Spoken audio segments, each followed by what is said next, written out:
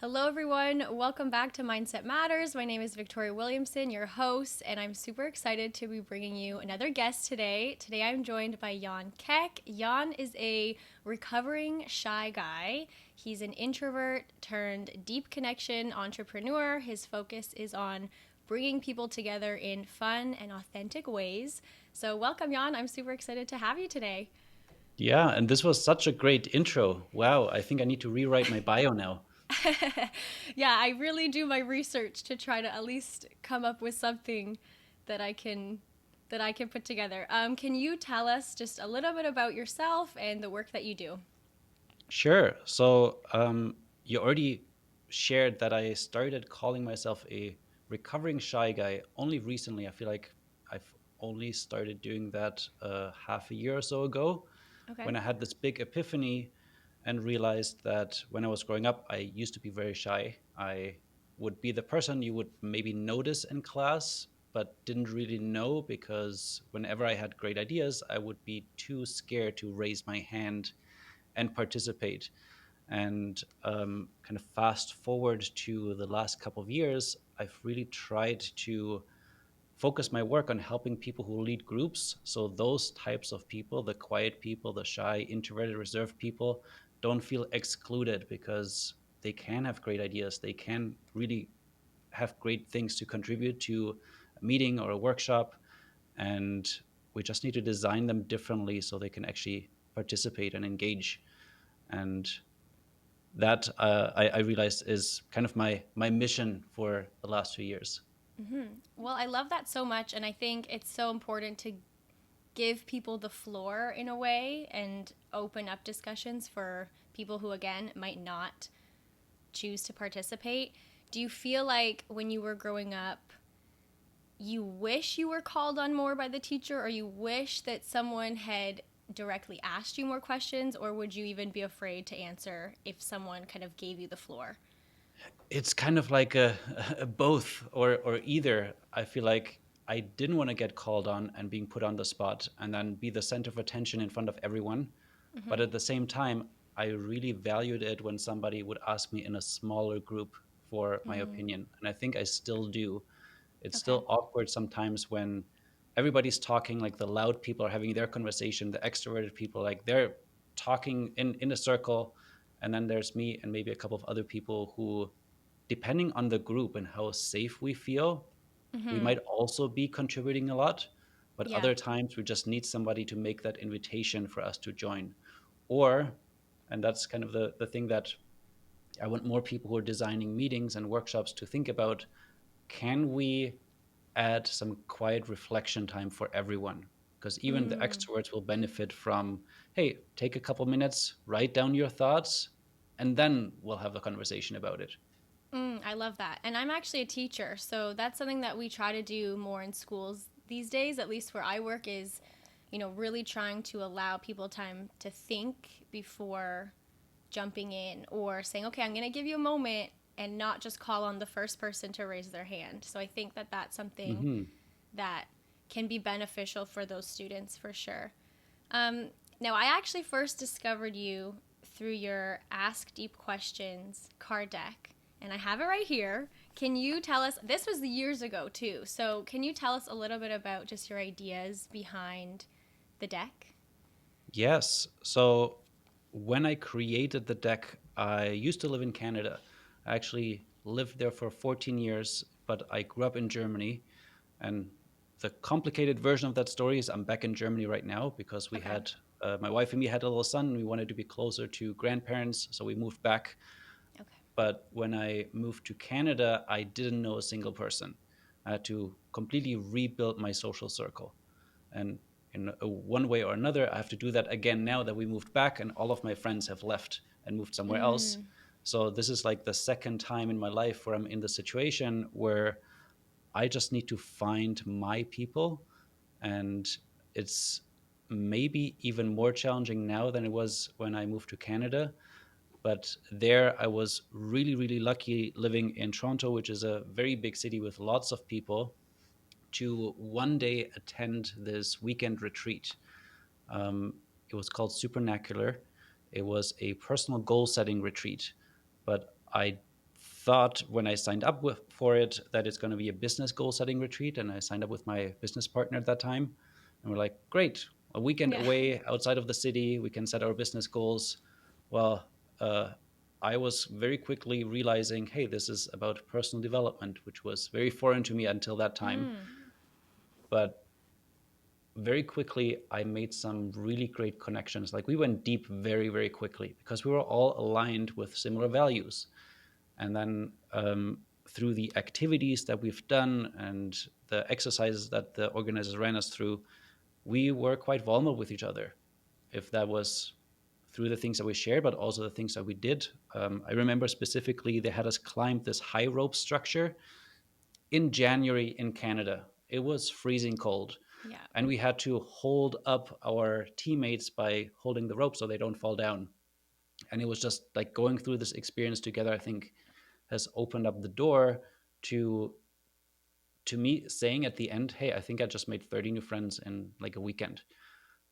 To this day, I Crazy. would Yeah. say that most of my close friends I've met that weekend. Wow. And it's now coming to the 5 year anniversary, I think, that we said, hey, we should actually not 5 year, 10 year anniversary. That we said, hey, we should figure out a reunion and gather all of these people again. But Mm-hmm. that was to me the big realization. Oh my God, I've lived in Canada for like 5, 6 years, and in this weekend, I just had the most fulfilling conversations. I met the most amazing people. Why? How can I get more of that? Yeah. And yeah, the reverse engineering in me started and figuring out ideas. And one of them was, okay, away from technology, like where we went, it was outside of the city. I actually turned my phone off because I didn't have a signal. I was not distracted.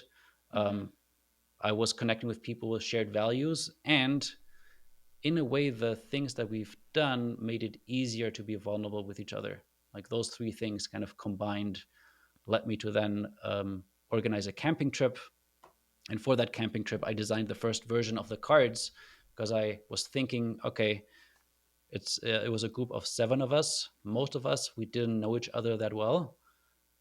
Some of them were complete strangers, and we were driving in 2 cars to the part where we get into canoes and we go camping in the backcountry where we Mm-hmm. can't have technology.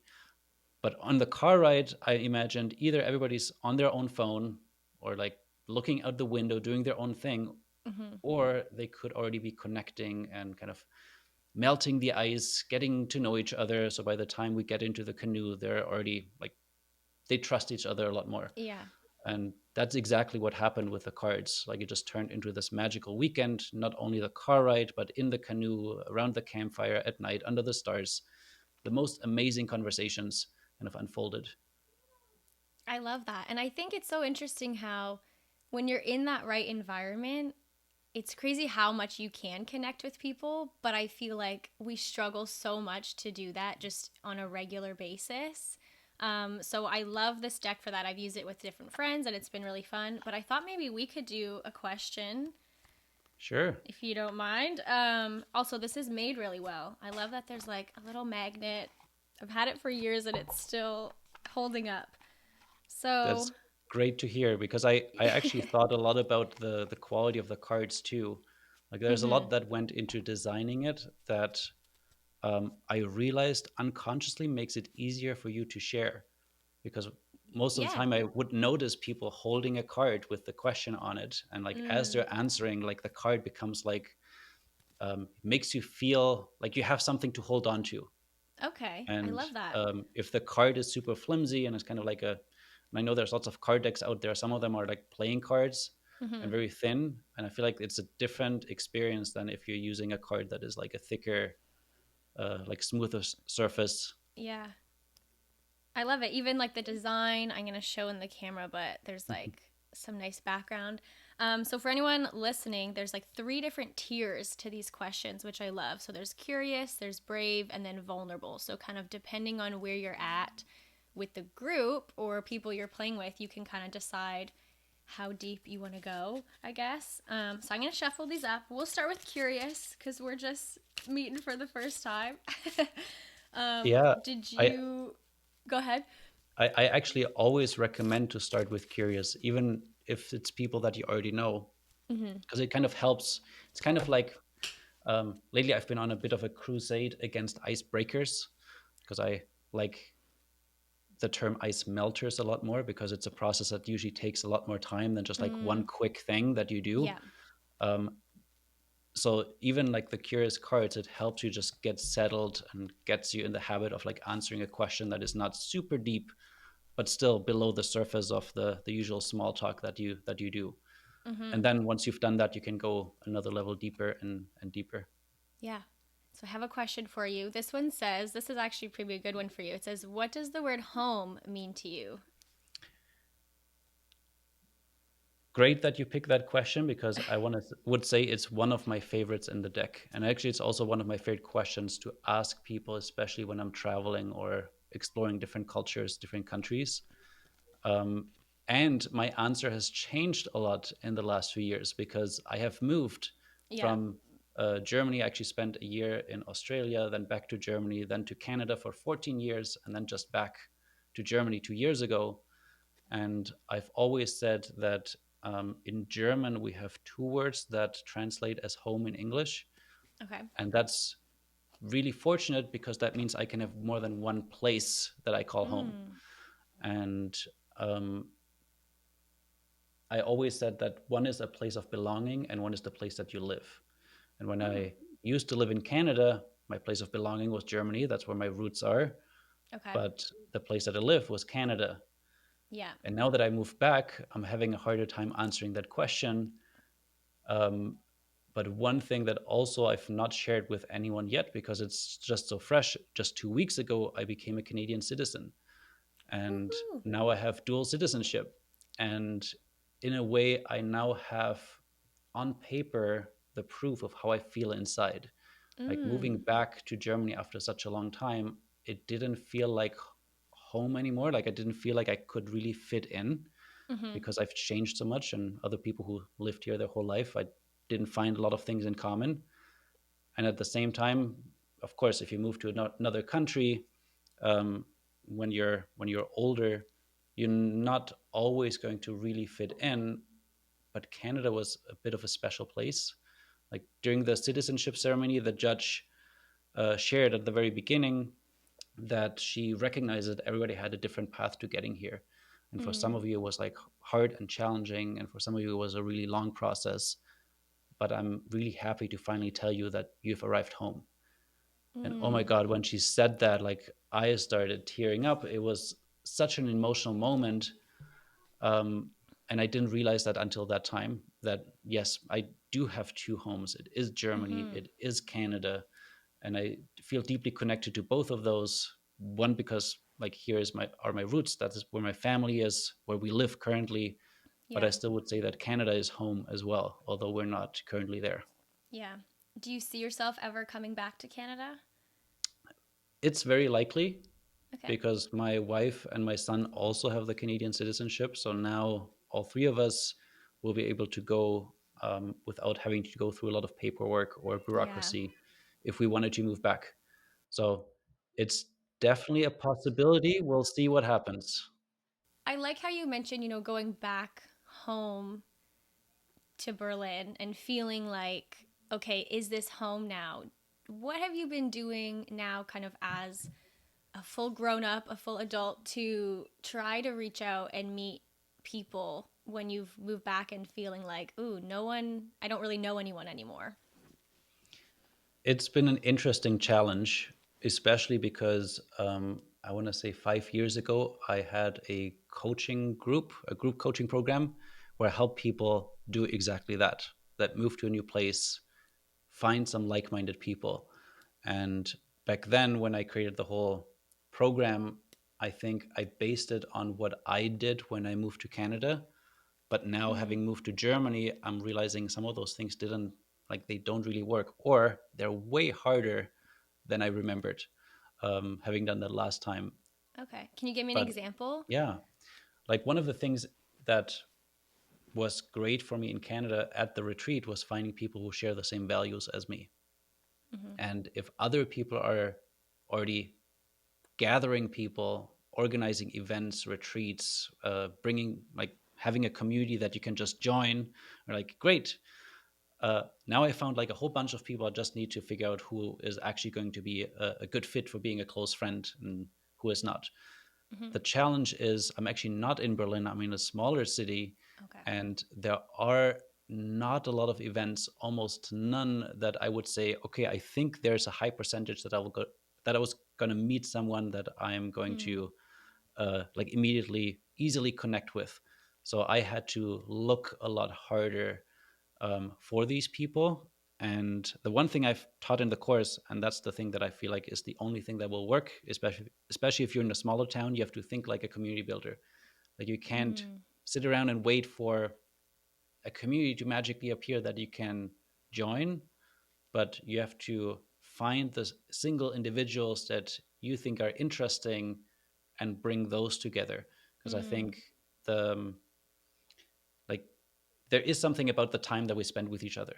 Like with the Yeah. cards, there's three levels. The idea is that you have at least three, or if both of you answer six conversations in the process, like it's going to take you more than an hour usually to get Yeah. through like three questions each.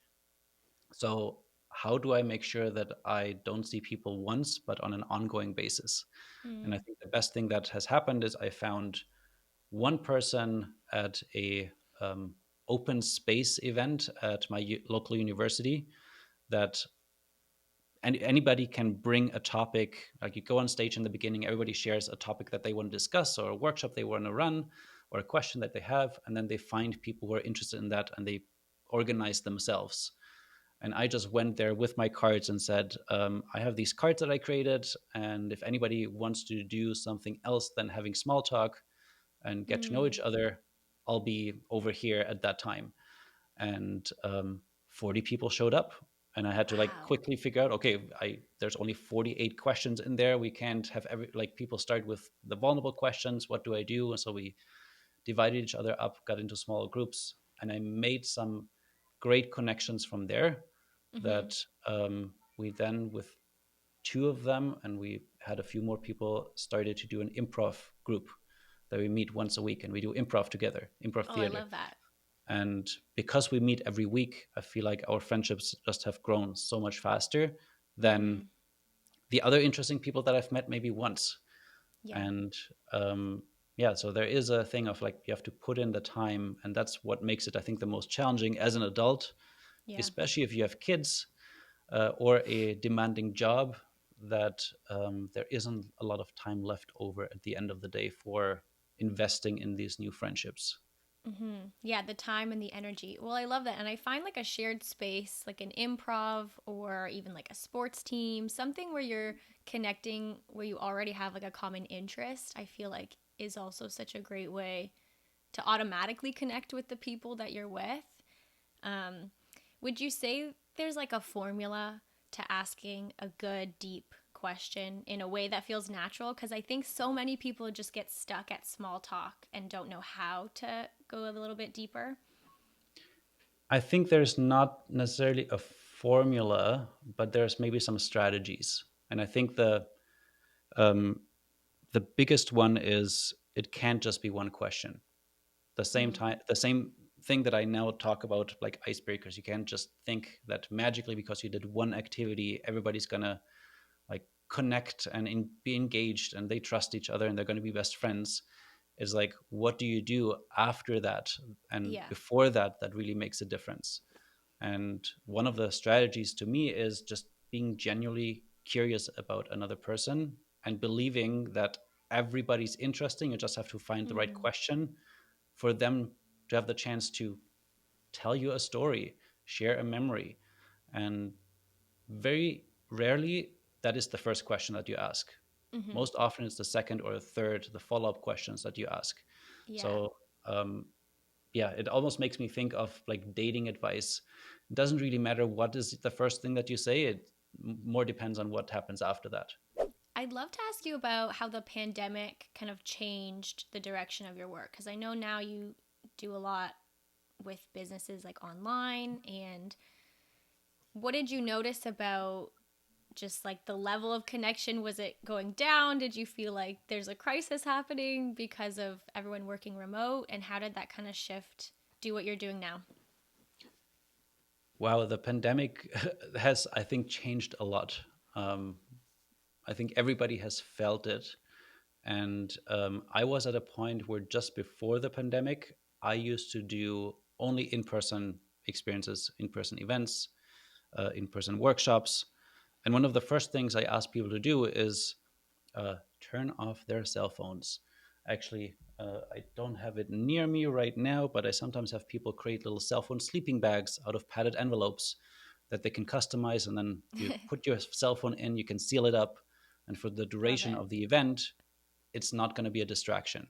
Yeah. And of course, when the pandemic happened and all we could do is look at screens and cell phones and computer screens to even connect with each other, now those distractions are just always there. And I think the hardest thing has been, how do you make sure that people are present with each other when they're Mm-hmm. connecting? Like in groups, way harder, and one-on-one, a little bit easier.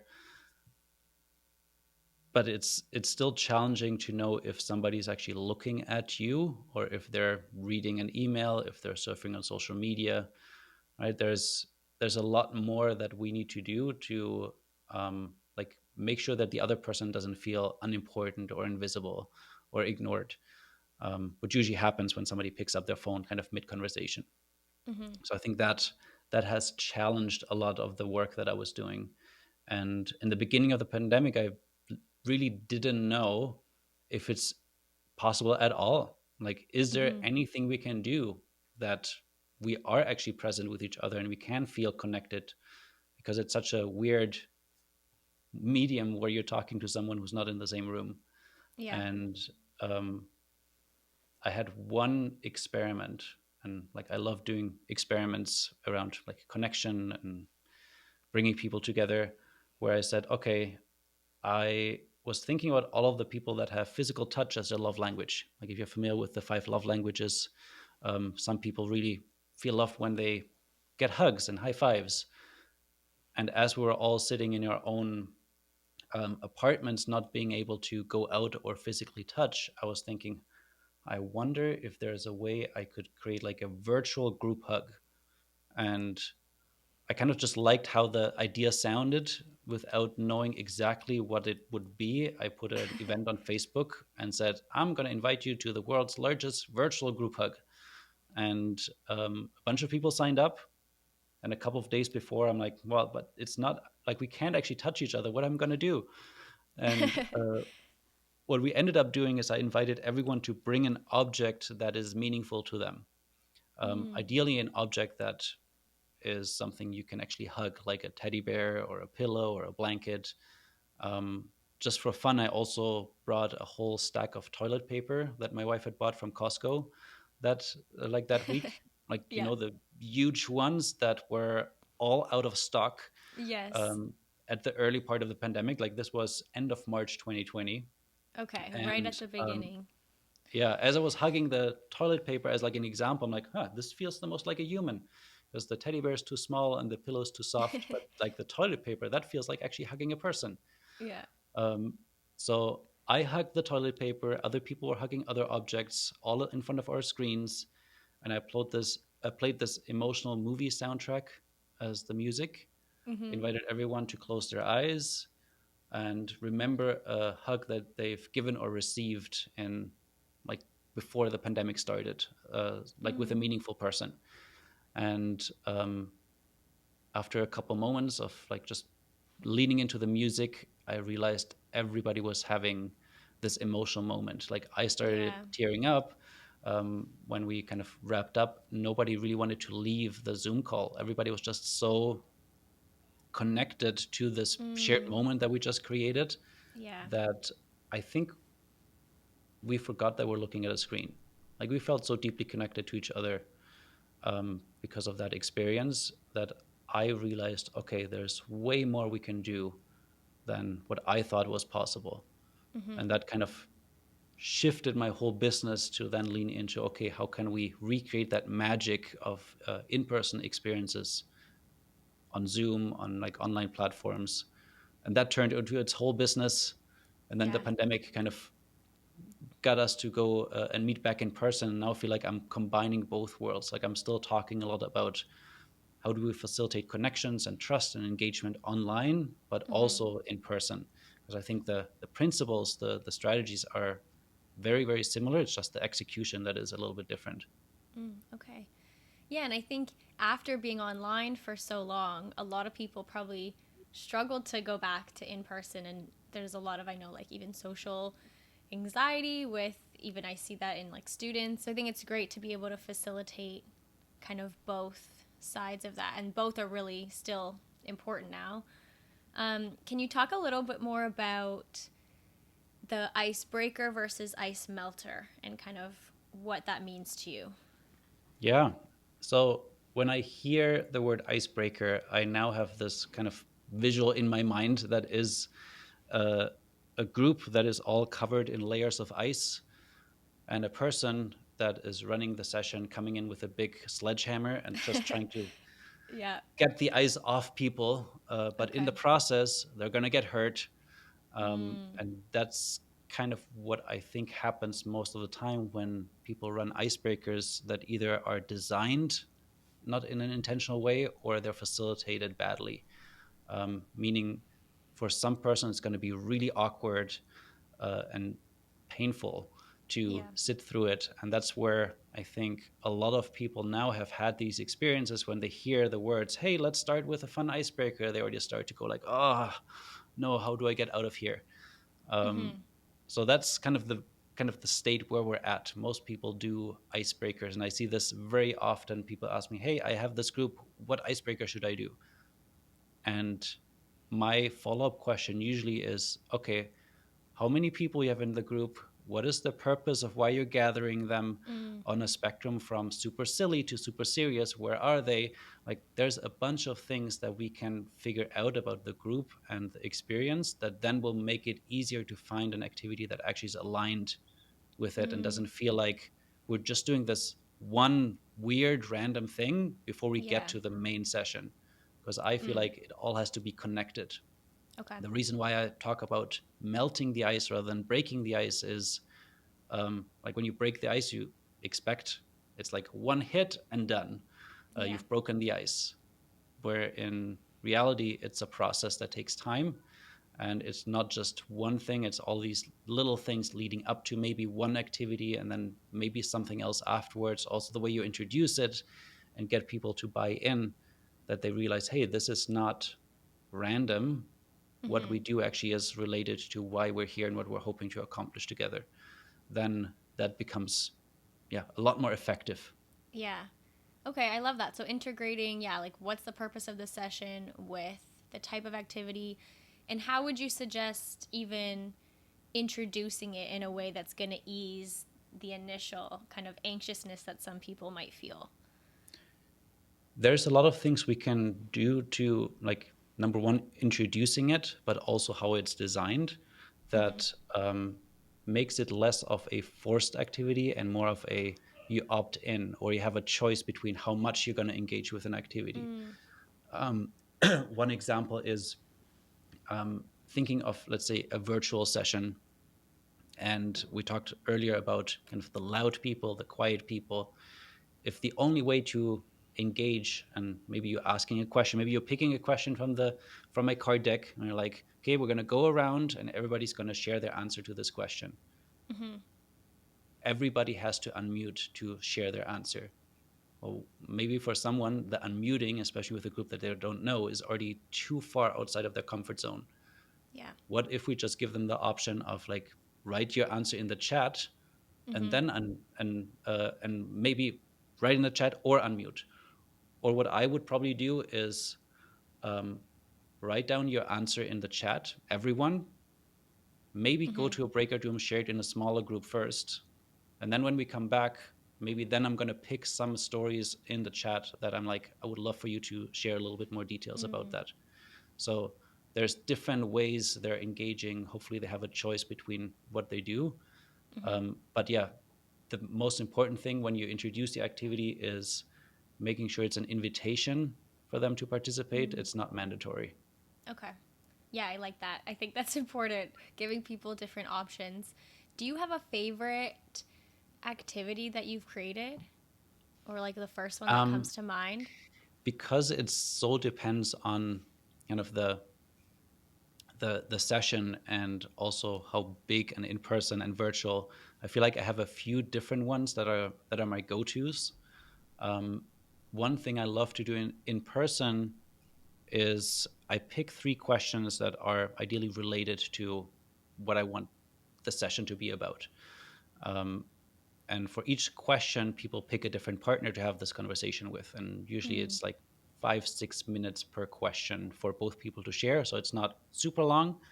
Um, but to make this whole thing more fun, rather than just having people pair up and talk, Yeah. is um, I invite them to just move around the space. And this is for a group that would not be, let's say, a, a leadership training with people in suits, right? Hmm. Like they have to be open to do something a little bit more fun. But same thing as with my cards, each action that they do gets a little bit more outside of the comfort zone. Each question gets a little bit deeper. So the first round, I will have them move around the space, find a person they don't know, give them a high five. That will be their high five buddy. They Hmm. share the answer to the question. Done. Done with round one.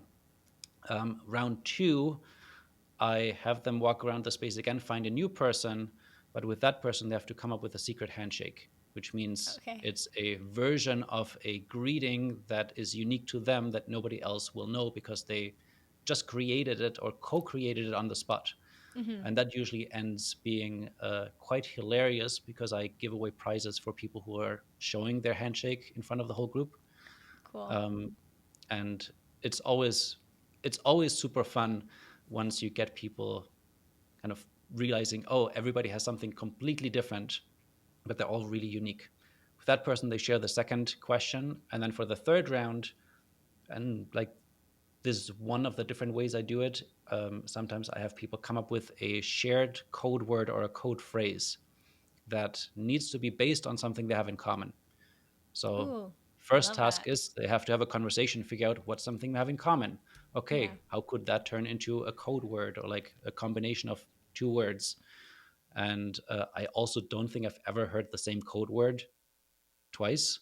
Yeah. It's always really unique. And when I ask people to share the code word in front of the whole group, I don't have them explain what it means. I just say, okay, if you see this person later on, ask them what their code word means. So now they Mm. have a conversation starter for after the session or in the break. And yeah, with that person, they share the third question. And then because they now have these three partners, whenever throughout the day, throughout the workshop, I want to build some energy. I just say, okay, find your secret handshake, buddy, and do the secret handshake. Or find your Mm. code word partner and say your code word. Find the handshake buddy and give them the high five buddy and give them a high five. So it's Yeah. this very quick way to energize a group um, and build this connection slowly.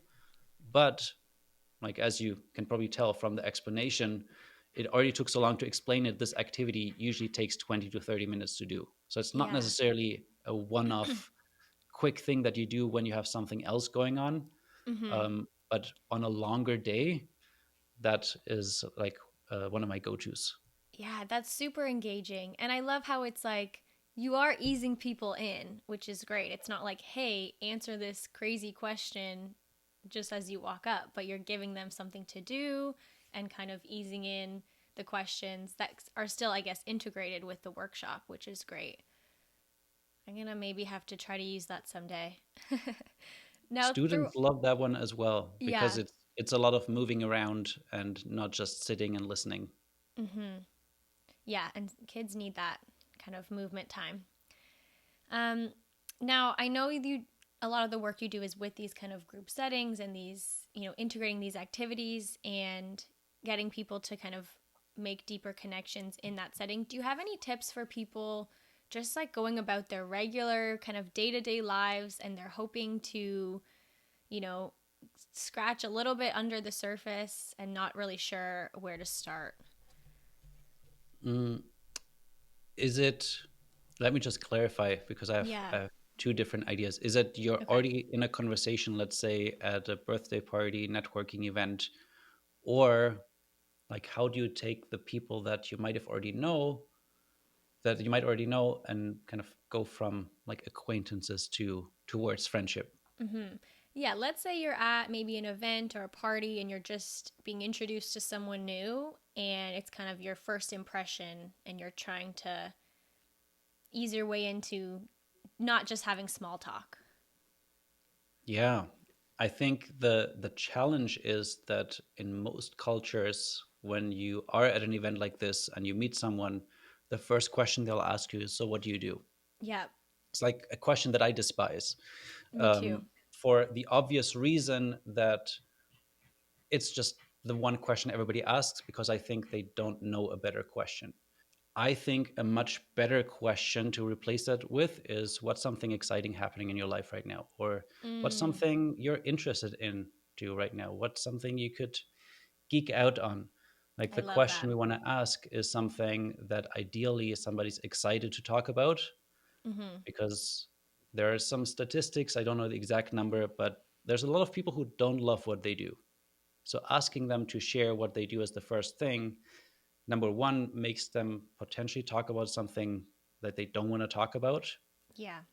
And then it's also a bit of a dead end conversation. Like, I feel like it's, if you ask somebody, "Hey, so what do you do?" "I'm a coach, I'm a lawyer," it's like, done. Unless you Yeah. ask a follow up question, which means you have to be interested in learning more about their job. And if they've already said, kind of in their body language, shared that they're not that interested in talking about this, the answer is really short. You're not really sure what to ask next. Mm-hmm. So, asking about something positive and literally looking at what lights people up, like when they start talking, and you usually see it in their facial expression, their body language. They start talking Yeah. faster, their eyes open up more, they smile more. That's when you want to ask follow up questions. And there is a quote of like, the more like people will remember you more and you'll be more likable the more you ask them to talk about themselves. Yeah. And I think that's been a good strategy, especially for the people who are maybe a little bit more reserved, who don't like talking about themselves. If Mm. you ask better questions, then um, that's the best thing that you can do. Kind of Mm-hmm. put the attention on the other person, and they will feel like you're actually interested, you care about them. Yeah, and like learning to be a good listener and again picking up on those cues. I love that. Yeah, I think the what are you excited about right now question is great because then they can take it in any direction that they want. If they just got a new dog, they could talk about that. If they like their job and they're exciting, they can talk about that. But it's not confined to, oh, I have to talk about this one thing that maybe I'm not even excited about.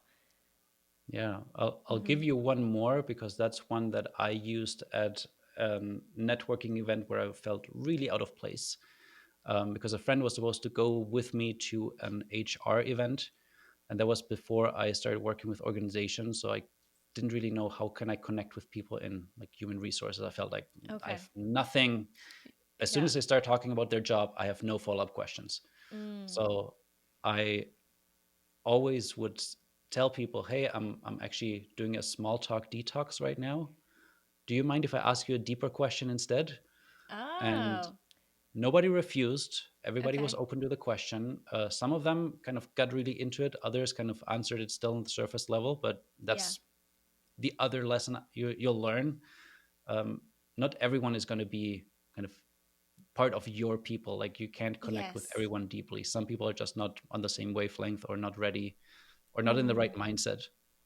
But the question I ask people is, imagine if we met again a year from today. What's something we're celebrating?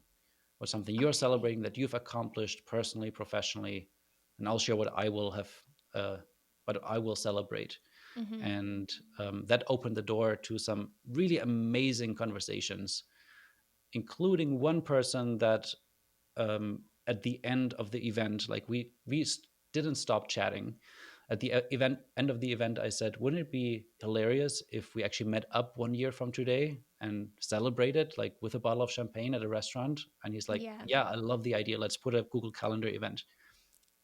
And then I said something that I regretted later, but I said, "Wouldn't it be even more fun if we didn't talk for a whole year?" and then wouldn't be sure if the other person still remembered and would show up. Oh my And he's like, "Oh my gosh. god, I love it." So we put this calendar event in our phones. Literally did not talk for a whole year. Like Okay. we crossed paths twice by accident, once on a farmer's market and once while I was crossing a traffic light and he was sitting Wow. in the car. But we did not follow up. And I was really tempted to just send a message like, "Hey, are we still on?" But just Yeah. went to the restaurant that we picked and was kind of like on a date, hoping the other person would show up and don't stand me up. And he did show up. We shared some champagne, completely forgot the thing that we wanted to celebrate. So we just Yeah. kind of caught up on the things that we did do and did accomplish in the last year. And later actually became really good friends, because we realized we don't live too far away from each other. And I'm Mhm. constantly thinking, wow, we kind of just wasted a whole year of this friendship just Yeah. because both of us were thought that we would be hilarious if we didn't talk. But I Yeah. think on the other hand, that just made it so much better, so much stronger Mhm. in the end. Yeah, and I think it's fun to think about the different types of friendships you can have in your life. Like you might have someone where you just connect once a year and that's enough, and then you might have people where you connect, a little more regularly or you message regularly. So, I think just being open to knowing you're going to connect, like you mentioned earlier, not always on a super deep level with some people, but having those tools of like how to go a little bit deeper if you want to at least give it a shot. Well, I would love to end off. I actually had a couple like rapid fire questions that I prepared, but I do feel like we actually touched on a couple of them. So maybe I'll just come up with anything on the spot here and see what happens. All But I right. did want to actually ask you, what is something that you are excited about right now? So the big challenge I gave myself last year was to write a book. And Mm, funnily enough, the reason why I started writing a book is because I had this same question of like, what would you celebrate in a year from now? With some friends I met for the first time in person when I went to London 2 years ago, and I just thought this would be a cool way to get to know each other quicker and then see if we can support each other throughout the year. And I wanted to try out what it would sound like if I said I was going to write a book, because somebody just asked me that week, "Hey, have you ever thought about writing a book?" And to be honest, I haven't. yeah. But I just kind of improvised and said, "Okay, what would the book be about, and who would it be for?" And kind of after I shared it, I thought, "Oh, think I think I want to actually try that and see what happens." So in May last year, I said I'm going to write a weekly email on the idea of ice melters. Like, how can we increase engagement, foster deep connections, build trust in groups without cheesy icebreakers? Hmm. Um, and I've now have almost 900 people that have subscribed to that email list. Wow.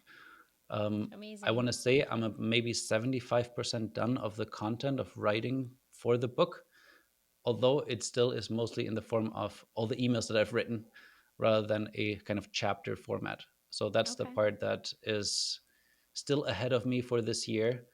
And yeah, the thing that I'm probably the most excited about.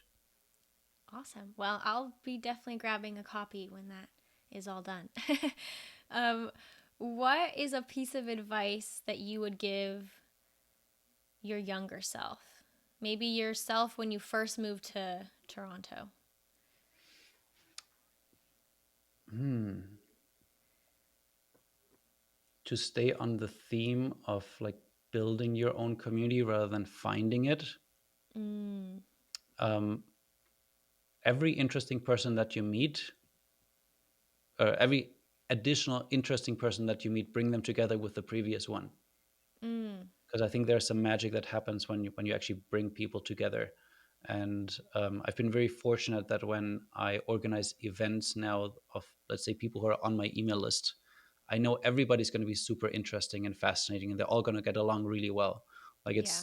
I don't have to work that hard for people to find things that they have in common.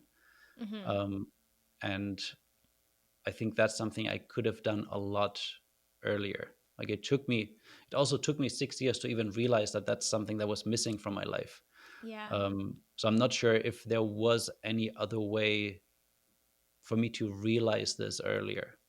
Like that's the Mm, part about life. Sometimes yeah. you don't know what you're missing until you experience it. Mm-hmm. Totally. Yeah, and you need to kind of go through those lows to kind of understand what the other side feels like too. Hmm. And where can people find you, find your work, learn more about you? So on my website is the one place where everything that I do will be linked. So if you go to jankeck.com, Okay. JANKECK.com, that's where you'll find out about my cards, about my book. There's like a sign up form right on the front page for the newsletter that I'm sending out. And if you want to get in touch, I know you really liked my video contact form. You're Mm-hmm. welcome to send me a little message, and I'll respond with a video.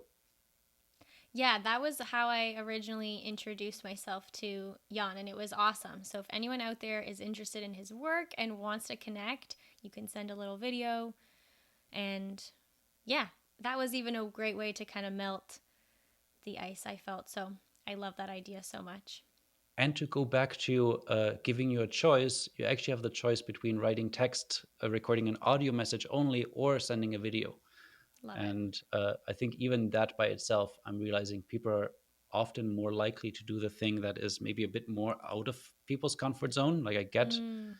a surprising high number of video messages through that form. Although I think most people were not prepared to send a video message when they click the contact button.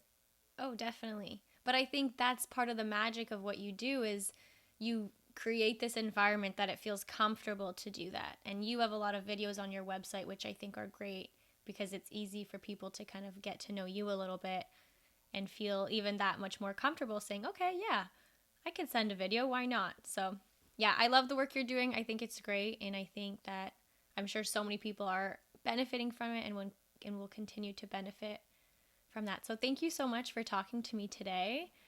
I really appreciate you taking the time. Yeah, always for somebody who lives in Canada. Look, I even Yeah. have my little Canadian flag Yeah. still around. Always feels good to just connect with like-minded people, and I feel like Hmm. there's lots of similarities in the way we think and the way we approach things like connection Hmm. and friendship. Yeah. Well, if you're ever back in Toronto, feel free to reach out and maybe we can connect again at some point. I will be 100%. Love it. The latest at the end of the summer. Okay. Well, sounds good. I'll be here. All right. Well, thank you so much for everyone who's listening, and we will chat with you very soon.